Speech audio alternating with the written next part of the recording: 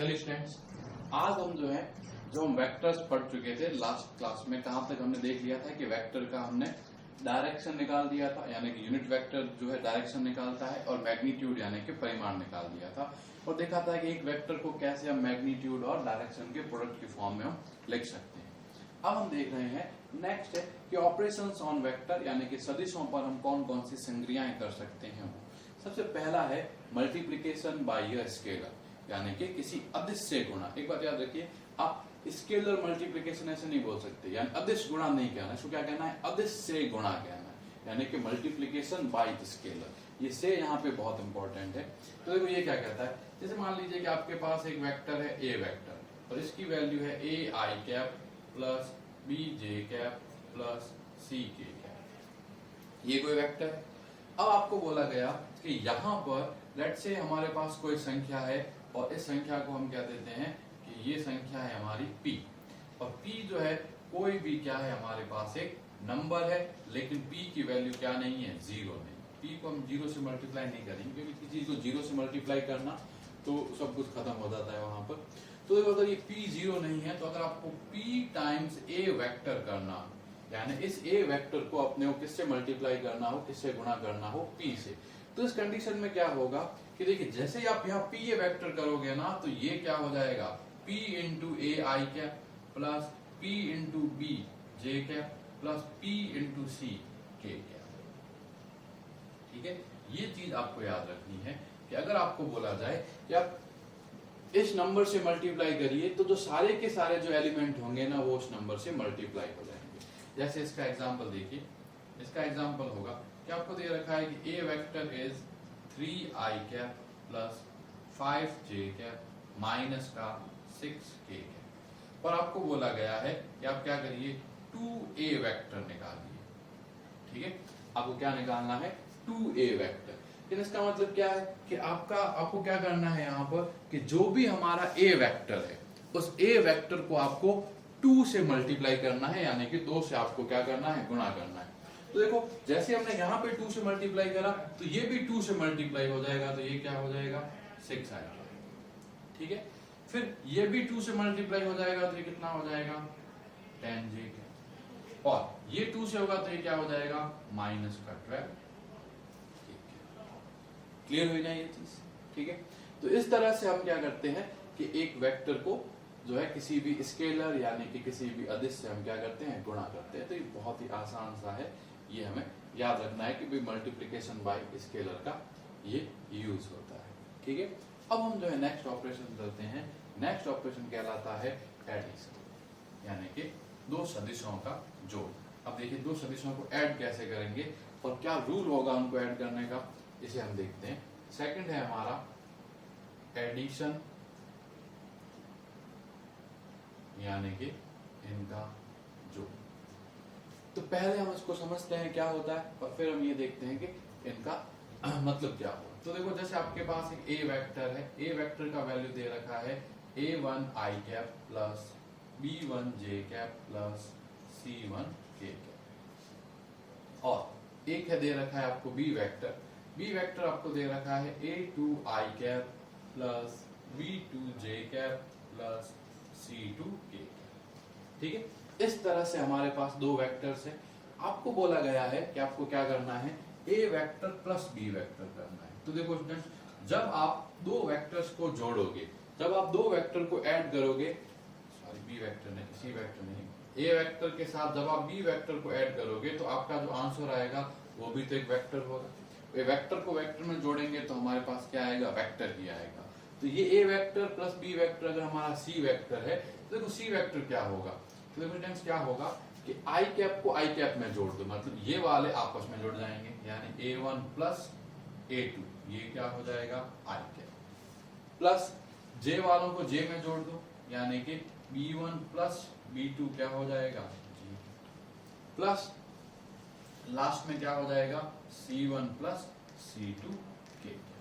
ठीक, ये वाला c जो है ये अलग है, वो वाला c1 c2 वहां अलग है। तो क्लियर हुआ। तो हमें क्या करना होता है, आई कैप को आई कैप में जोड़ना होता है, आई को आई में, जे को जे में, और के को के में। तो हम इसका एक एग्जांपल देख लेते हैं किस तरह से हमने ऐड कर रहे हैं। देखिए ये क्या है कि ए वेक्टर आपको दे रखा है 3i cap plus 2j cap minus का 3k कैप। बी वेक्टर आपको दे रखा है 5i कैप माइनस का j कैप प्लस का 6k कैप। ठीक है, इस तरह से हमें दो वेक्टर्स दे रखे हैं। अब आपको बोला गया है कि हमें क्या निकालना है, इनको ऐड करना है। मतलब आपको बोला गया आपको क्या करना है, ए वेक्टर प्लस बी वेक्टर। तो स्टूडेंट्स दो वेक्टर को अभी हमने देखा कि जब हम ऐड करेंगे तो जो आंसर आएगा वो भी एक क्या होगा, वेक्टर ही होगा। तो इस वेक्टर को हम क्या बोल देते हैं, सी वेक्टर। अब गौर से देखिए कैसे ऐड करेंगे। मैंने बोला आई कैप को आई कैप में, तो देखो 3 यहाँ पे है, यहाँ 5 है, तो 3 और 5 यानी कि 3 और 5 कितना हो गया, 8, यानी ये कितना हो गया 8 है। आप बस डायरेक्ट से लिख सकते हैं। अब देखिए यहाँ है 2 और यहाँ है माइनस, माइनस का मतलब -1, तो 2 में -1 अगर हम ऐड करेंगे तो 2 - 1 यानी कि 2 - 1 ये किसके इक्वल हो जाएगा, प्लस का 1j कैप। ठीक है, अब माइनस का 3 प्लस का 6 ऐड करेंगे तो ये कितना आ जाएगा 3k कैप। तो देखिए आप सी वेक्टर को आप ऐसे लिख सकते हो 8i कैप, आपको 1 लिखने की जरूरत नहीं होती, तो डायरेक्ट क्या कर दीजिए प्लस j कैप और प्लस का क्या आ गया 3k कैप। ठीक है, तो इस तरह से हम क्या करते हैं, दो वेक्टर्स को ऐड करते हैं। दोस्तों आप जो है इन चीजों को किस तरह से हम कर रहे हैं, आप इन चीजों को अच्छे से फॉलो करते जाइए कि ये जो है किस तरह से किया जा रहा है। ठीक है, तो ये क्या हो गया, दो वेक्टर्स को हमने ऐड कर लिया। अब यहाँ पे दो करने का तरीका यही होता है। ठीक है, करने का जो तरीका होगा वो ऐसा ही होगा कि हम इसी तरह से ऐड करेंगे। अब देखिए, अब यहाँ पर ना अब क्वेश्चन है कि इनका मतलब क्या होता है, तो इनके मतलब के लिए ना एक रूल है एडिशन के लिए ही। ठीक है, देखो ऐड करने का तरीका यही है जो मैंने अभी आपको बताया। अब क्वेश्चन इसका मतलब क्या है, इसका मीनिंग क्या है, तो देखिए इसके मीनिंग को समझने के लिए हमारे पास एक लॉ होता है और ये बहुत इंपॉर्टेंट है, बहुत बार आपको पूछा जाएगा थ्योरी में, बोर्ड में, हाफ ईयरली में कि ये क्या होगा। तो इसे हम बोलते हैं कि triangle law for vector addition,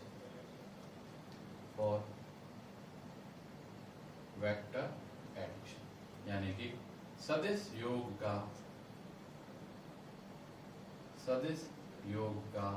त्रिभुज नियम।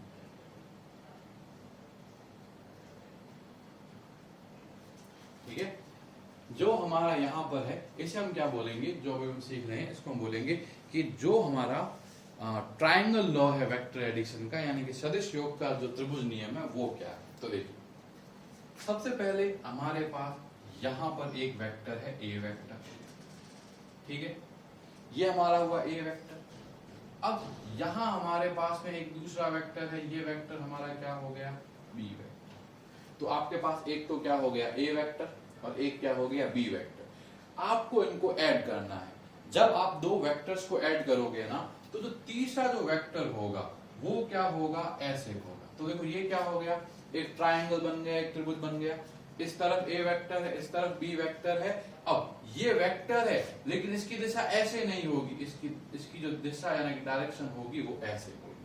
ठीक है, तो देखो ये जो है ये हमारा सी वेक्टर होगा, इसको हम क्या बोलेंगे, ए वेक्टर प्लस बी वेक्टर। यानी कि अब इसकी जो डेफिनेशन है वो हमें याद रखनी है और इसका बहुत ज्यादा कोई यूज नहीं है हमारे लिए। हमें बस वेक्टर्स के ऊपर बेसिक ऑपरेशंस करने आने चाहिए, जिससे पहले कि हम फिजिक्स पढ़ें। तो देखो इसका जो डेफिनेशन है वो ये है, पहले मैं हिंदी में बोलता हूं कि यदि दो सदिश त्रिभुज की दो क्रमागत भुजाओं को समान प्रवाह में निरूपित करते हैं तो तीसरी भुजा विपरीत प्रवाह में इनके योग को प्रदर्शित करती है। इंग्लिश में बोलूंगा मैं, if two vectors are represented by two adjacent sides of a triangle, if two vectors are represented by two adjacent sides of a triangle, then third side will represent their sum, but in opposite flow। देखो flow जो है वो क्या है, इसके अंदर opposite है। ठीक है, यानी कि ये ए वेक्टर है इस तरफ, ये बी वेक्टर है। देखो इनका फ्लो तो ऐसा है लेकिन इसका फ्लो कैसा है, ऐसा है। ठीक है। तो आपको बस ये याद रखना है, इससे ज्यादा जो है इसके अंदर कोई भी जो हमारे लिए जो एप्लीकेशन है उनमें कहीं काम नहीं आता। बहुत डीप में पढ़ाया भी जाता है लेकिन उतने डीप की आपको जरूरत होती नहीं है, ठीक है। तो इसलिए आप इसको यहाँ तक ही क्या करेंगे, याद रखेंगे। अब देखिए, अब ये जो एडिशन करना है यानी कि जो जोड़ना है, इसका एक और नाम होता है, ठीक है। इसको कहा जाता है एडिशन का, देखो एडिशन का ये एक और नाम होता है और इसको हम कहते हैं रिजल्टेंट, ठीक है। इसी जोड़ का ही एक और नाम होगा, इसको हम क्या बोलेंगे, परिणामी। देखिए, चाहे परिणामी बोले या रिजल्टेंट बोले, इसका अल्टीमेटली मतलब यानी इसका जो मतलब है, जो मीनिंग है वो क्या है, एडिशन ही है, जोड़ ही है, ठीक है। लेकिन क्या है कि एक अलग नाम दे दिया गया है। अब क्वेश्चन है कि ये चीज क्या होती है। अभी भी हम करेंगे तो क्या, ऐड ही करेंगे यानी कि जोड़ेंगे, लेकिन थोड़ा सा तरीका क्या हो जाएगा, बदल जाएगा।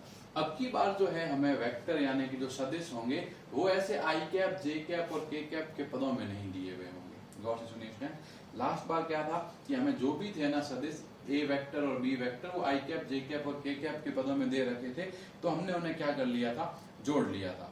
अब की बार क्या होगा कि देखो आपको बोला जाएगा कि आपके पास एक वेक्टर है इस तरफ, ए वेक्टर, और ए वेक्टर का जो मैग्नीट्यूड है वो ए है। कल मैंने आपको बताया था कि जो मैग्नीट्यूड यानी कि जो परिमाण होता है, उस परिमाण को हम जो है एक से लिख सकते हैं, ये ए वेक्टर है।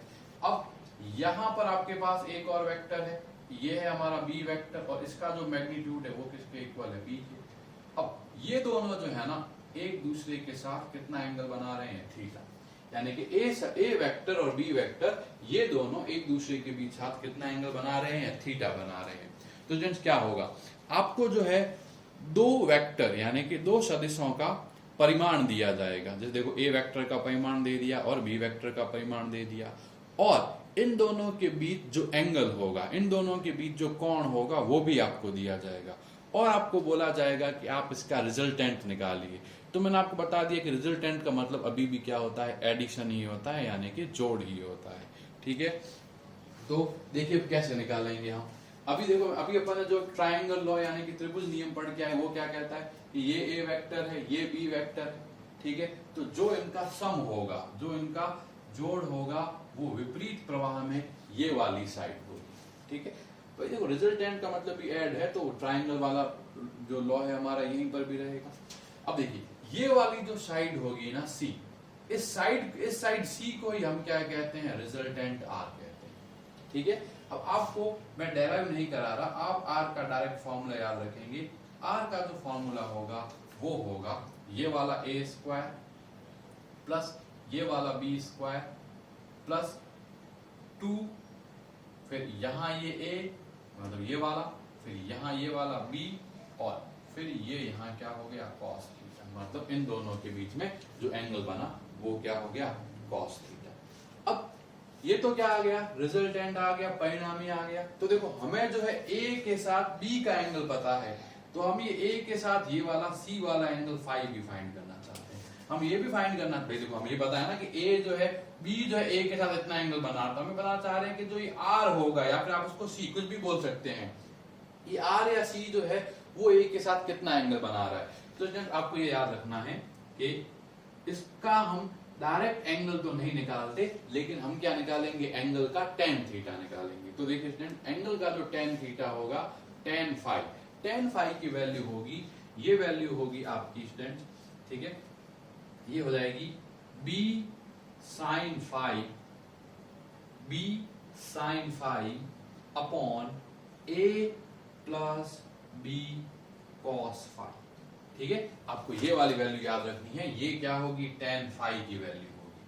ओ सॉरी, यहाँ पर ये फाई नहीं आएगा, यहाँ ये क्या आएगा, थीटा ही आएगा, यानी b sin theta upon a plus b cos theta, ये क्या हो जाएगा, tan फाई हो जाएगा। और ये tan फाई क्या हुआ कि जो हमारा रिजल्टेंट यानी परिणामी है, इस परिणामी यानी रिजल्टेंट का a के साथ कितना एंगल बन रहा है, ठीक है। ये चीज जो है आपको याद रखनी है यहाँ तक, ठीक है। आई होप यहाँ तक क्लियर हुआ होगा कि हमने किस तरह से इन फॉर्मूलाज को, देखो हम डेराइव नहीं कर रहे क्योंकि हमारी डेरिवेशन कोई जरूरी भी नहीं है, हमें ये पता होना चाहिए कि रिजल्टेंट कैसे निकालते हैं। अब इस चीज पे क्वेश्चन सॉल्व कराने से पहले या देने से पहले मैं आपको कुछ चीजें बता देता हूँ, ठीक है। और वो क्या है, वो है एक तरह से ट्रिग्नोमेट्रिक वैल्यू, जो ट्रिग्नोमेट्रिक फंक्शन जो होते हैं इनकी वैल्यूज। तो जैसे यहाँ पर साइन थीटा, कॉस थीटा और टेन थीटा, हमें ये तीन ही याद रखनी होती है, बाकी वाली जो है हम क्या करते हैं, जो इसका रेसिप्रोकल यानी कि व्युत्क्रम करके निकाल देते हैं।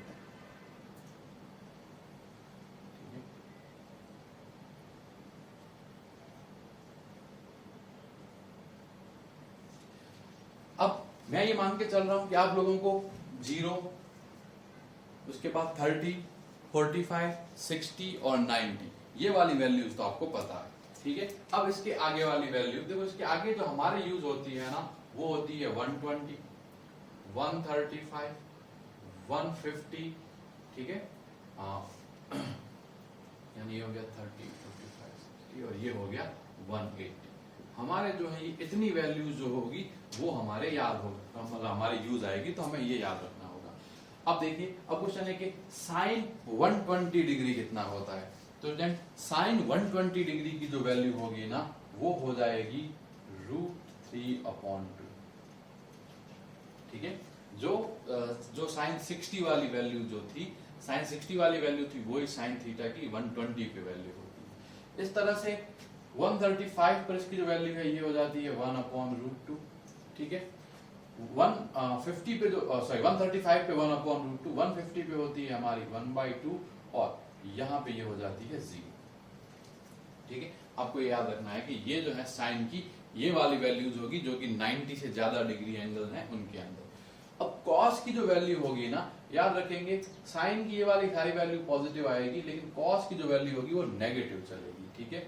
नेगेटिव चलने का मतलब क्या है, ये वैल्यू होगी -1/2, ये होगी -1/√2, ये हो जाएगी हमारी यहाँ पे -√3/2 और ये हो जाएगी -1, ठीक है। ये आपको इतनी वैल्यूज जो है याद रखनी होगी। अब tan फाइ तो tan थीटा तो सीधा सीधा क्या कर देंगे, हम इन दोनों को डिवाइड करके निकाल देंगे। तो ये आया -√3 -1, ये आ गया -1/√3 और ये हो गया 0। तो आप इस लिस्ट को जो है याद रखेंगे, क्योंकि हम जो क्वेश्चन मैं आपको दूंगा या फिर आप कहीं पे भी जो क्वेश्चन सॉल्व करोगे, तो इन कम से कम इन 4 वैल्यूज को एक्स्ट्रा हमें जो है याद रखना होता है। 10th वाली जो वैल्यूज पढ़ के आते हैं उनके एडिशन के अंदर, मतलब ये हमारी एक टेबल है। तो आप इसको अपनी कॉपी के टॉप पे बना लीजिएगा, जहां पर भी हम इस चीज को पढ़ रहे हैं वहां पर, ठीक है। अब हम देखते हैं कि देखो इस पे क्वेश्चन कैसे दिया जाएगा, ठीक है। तो हमें मोस्टली जो है एंगल ज्यादा कोई मतलब नहीं होता कि ये फाई की जो वैल्यू है ये निकालना इतना कोई यूजफुल नहीं होता, लेकिन हमें जो है आर की वैल्यू निकालनी आनी चाहिए। तो देखिए, आपको क्वेश्चन दे रखा है, आपका क्वेश्चन इस तरह से है कि जो एक वेक्टर है ए मॉड, इसका जो मॉड का जो वैल्यू है ना, वो आपको दे दिया 5। इस तरह से जो मॉड ऑफ बी है ना, इसका वैल्यू दे दिया आपको 4, और जो दोनों जो है इनके बीच एंगल आपको दे दिया 120 डिग्री। तो मैं आपको सिखा रहा हूँ कि जो ग्रेटर देन 90 डिग्री के एंगल हैं वो किस तरह से सॉल्व किए जाएंगे। तो देखो, आपको बताना है कि इन दोनों का रिजल्टेंट यानी कि परिणामी क्या होगा। आपको बताना है कि रिजल्टेंट यानी कि इनके परिणामी का मान कितना होगा। तो समझिए क्या होगा। तो आर का जो है पहला फॉर्मूला लगाएंगे। तो आर का फॉर्मूला क्या है, आर का फॉर्मूला है a² + b² + 2ab cos theta, ठीक है। तो कुछ पाइथागोरस प्रमेय जैसा ही है, कुछ पाइथागोरस थ्योरम जैसा ही है, लेकिन एग्जैक्टली नहीं है, बस 2ab cos थीटा है। लेकिन अगर थीटा 90 डिग्री हो जाएगा हमारा तो वो क्या हो गया, पाइथागोरस थ्योरम ही हो गया। तो देखिए a² मींस 5 का स्क्वायर + b² 4² + 2ab, इनका पॉइंट का मतलब पॉइंट नहीं है, मल्टीप्लाई में, तो 2 × 5 × 4 और cos कितना आ गया मेरा 120 डिग्री, तो 120 दे रखा है, ठीक है। तो देखिए आर का वैल्यू क्या हुआ, आर का वैल्यू हुआ √25 + 16 प्लस, देखो ये हुआ 20 × 2 कितना हो गया 40 × अब देखिए cos 120, लिस्ट में देखिए cos 120 की वैल्यू हमारी कितनी है -1/2। तो आप क्या कर दीजिए, इसे माइनस का 1/2 पुट कर दीजिए, ठीक है। तो देखो आर का वैल्यू क्या है, आर का वैल्यू आया 25 + 16 और ये कितना हो गया -20, ये नेगेटिव और ये 20 × 40 × -1 क्या हो गया -20। तो देखो आर का वैल्यू क्या आया, ये 25 ये -20, तो ये हमारा क्या हो गया 5 प्लस रूट 60, यानी इसको हम क्या लिख सकते हैं, रूट 20। तो देखो ये हमारा क्या हो गया, ए और बी अगर कोई एंगल 120 डिग्री पर है तो इनका रिजल्टेंट हम किस तरह से फाइंड करते हैं। हमें मोस्टली जो है रिजल्टेंट से ही जो है काम होगा, हमें उस एंगल से इतना ज़्यादा काम कभी नहीं पड़ेगा, आप उसकी चिंता मत करिए, ठीक है। लेकिन वो फॉर्मूला आपको पता होना चाहिए। इसके अलावा जो ये वाली जो वैल्यूज़ है ये किस तरह से हमने लिखी है, आपको ये याद रखनी है इन वैल्यूज़ को। देखो यहाँ तक जो हमने पढ़ा है इस पर मैं 1 या 2 दिन के अंदर आपको जो भी सारे टॉपिक्स हैं इन पे एक एक्सरसाइज भेजूंगा, आप उन्हें सॉल्व करेंगे, ठीक है। और इसके साथ साथ जो मैं आपको पढ़ा रहा हूँ उसके नोट्स आप कंप्लीट बनाते जाइए, ठीक है। तो इसके आगे जो है हम नेक्स्ट लेक्चर में स्टार्ट